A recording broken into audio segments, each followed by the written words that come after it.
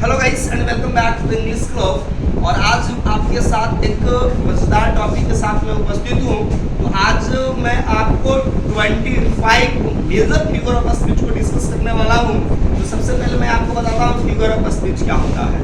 तो figure of speech language का ornaments है। जिस तरह से हम लोग हमारी जो महिलाएं हैं, विमेंस हैं, वो ऑर्नामेंट्स का इस्तेमाल करती है, ज्वेलरी का इस्तेमाल करती है अपनी ब्यूटी को इनहांस करने के लिए। सिमिलरली लैंग्वेज में क्या होता है, भाषा में क्या होता है, इनके पास कुछ ऐसे टर्म्स होते हैं, ऐसे डिवाइस होता है जिनका इस्तेमाल करने से उनकी जो भाषा है, उनकी जो वाक्य सेंटेंसेस है वो अलंकृत होती है।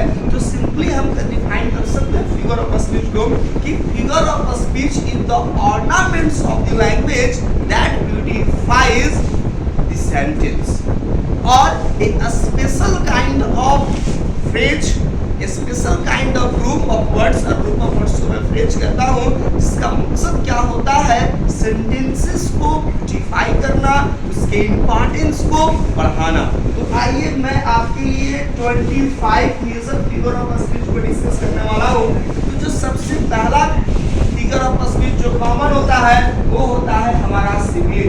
दोस्तों सिमिली क्या होता है, तो सिमिली ऐसे फिगर ऑफ स्पीच को हम लोग कहते हैं क्या है, जिसमें एज और लाइक की सहायता से दो डिसिमिलर थिंग्स के बीच हम क्या करते हैं, कंपैरिजन करते हैं। अर्थात दो डिसिमिलर थिंग्स होंगे, उनके बीच के कंपैरिजंस को हम लोग सिमिली कहते हैं। जैसे हम कहते हैं she is as beautiful as the moon, my love is like red red rose.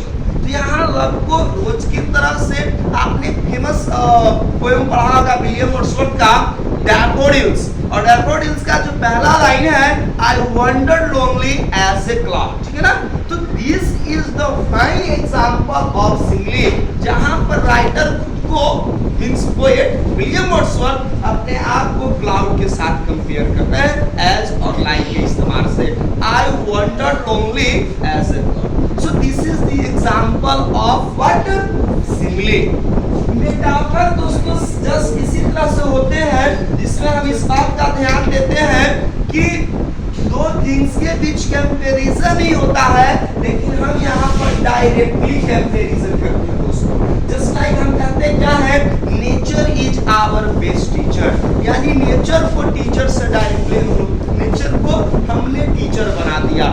The camel is the sheep of the desert, यानी कैमल को शिप से क्या कर दिया गया है, कंपैरिजन कर दिया गया है। सबको पता है कि जिस तरह से जो पानी में जहाज लहरों को, धाराओं को, करंट को उसको चुटते फाड़ते हुए आगे बढ़ता है, उसी तरह से जहां पर कोई मींस ऑफ ट्रांसपोर्ट अप्लाइड नहीं किया जा सकता है डेजर्ट में, वहां पर जो शिप होता है उस रेगिस्तान में, सैंडी एरिया में फराटेदार दौड़ता है। यानी कहीं ना कहीं कंपैरिजन हुआ है, डायरेक्ट कंपैरिजन है दोस्तों, हम कहते हैं मेटाफर, ठीक है ना।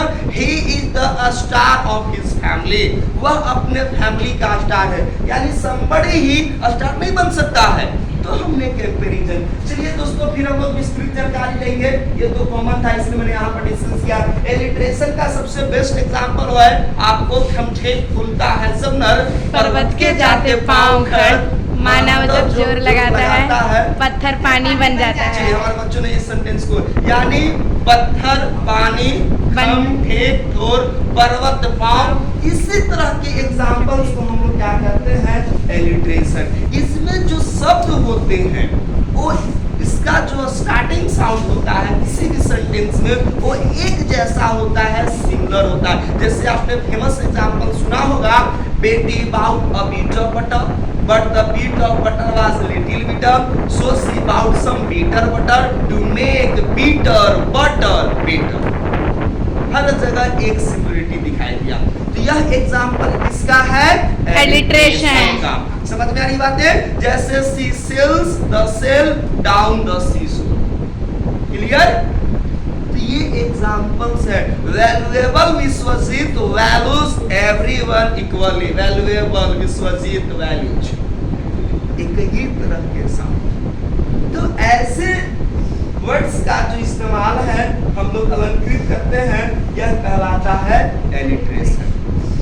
जैसे कि इन्वर्सन दोस्तों ऐसे फिगर ऑफ स्पीच को कहते हैं जिसमें grammatical order of the words को हम लोग क्या कर देते हैं, चेंज करते हैं। जैसे हम कहते हैं he goes to school, okay, लेकिन हम कहते हैं to the school he goes.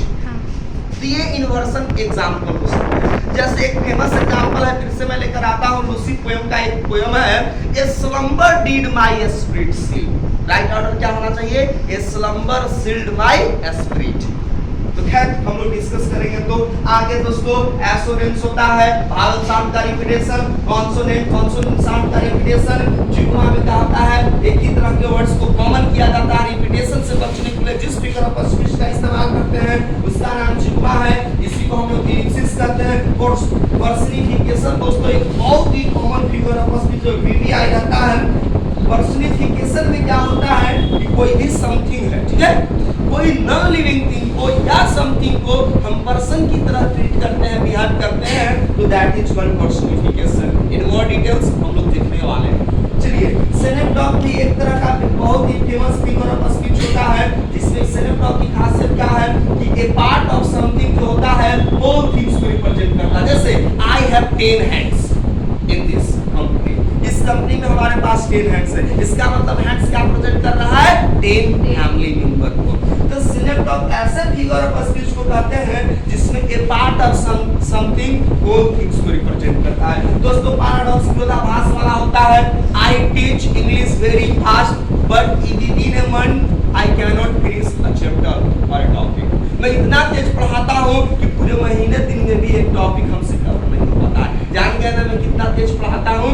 Paradox का बेस्ट एग्जांपल मैं दोस्तों देता हूँ। जब मैं स्टूडेंट था 10th स्टैंडर्ड में था, मैं मैथमेटिक्स में इतनी तेज आप सोच भी नहीं सकते हो।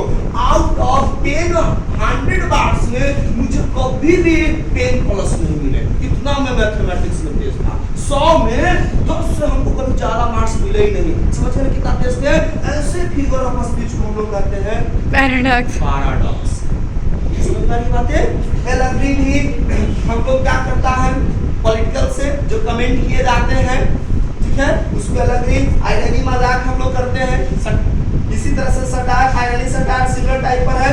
एल्यूजन्स में किसी खास तरह के जगह, किसी खास तरह का नेम, पार्टिकुलर नेम या प्लेस को हम लोग रिप्रेजेंट करते हैं, दैट इज एल्यूजन्स। वो डिटेल्स हम लोग देखने वाले हैं। चलिए दोस्तों आगे बढ़ते हैं। Pathetic fallacy similar to personifications. Pathetic fallacy personification के जैसा ही होता है। इसमें खासियत क्या है दोस्तों कि पैथेटिक फैलेसी जनरली क्या होता है, वो नेचर की एक्टिविटी को, नेचर को, एक्शंस को क्या करता है, डिनोट करता है। तो पर्सनिफिकेशन वर्सेस पैथेटिक फैलेसी को हम लोग जरूर देखने वाले हैं, ठीक है। मेटानॉमी में क्या होता है, मेटानॉमी कहते हैं वैसे फिगर ऑफ स्पीच को जिसका मतलब होता है कहीं पे निगाहें कहीं पे निशाना, जीने तो जालिम बनाओ न दीवाना। इसको कहते हैं मेटानॉमी। एक एग्जांपल के थ्रू हम समझेंगे।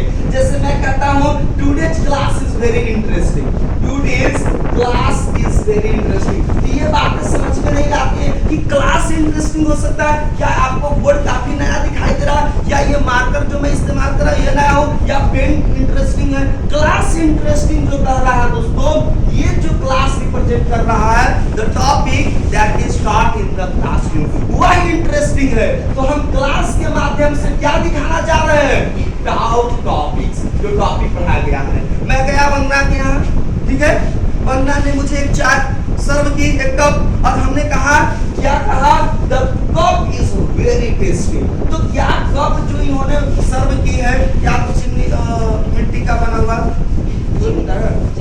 चिमनी, चीनी मिट्टी, यू आर टेलिंग राइट में, ओके, या स्टील का है, या फिर प्लास्टिक के भी होते हैं, या ग्लास के जो भी हो सकते हैं। तो हमने कहा द कप इज टेस्टी। तो क्या वो कप टेस्टी था? नहीं।